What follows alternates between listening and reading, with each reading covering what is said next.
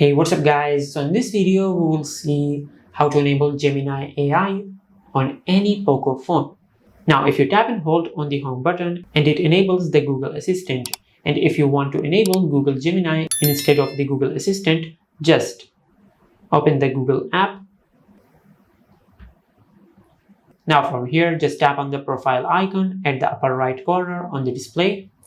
Now from here, scroll down and tap on Settings. Now from here, tap on Google Assistant.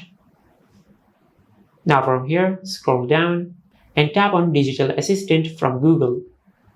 Now from here, just select Gemini. Now from here, tap on Switch. Now from here, tap on Switch and tap on More. Now from here, tap on Use Gemini.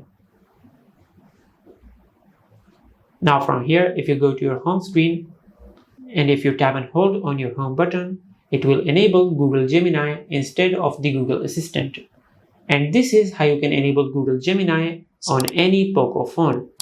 If you found this video helpful, please like the video and subscribe to the channel and hit the bell icon to get notified when we upload a new video.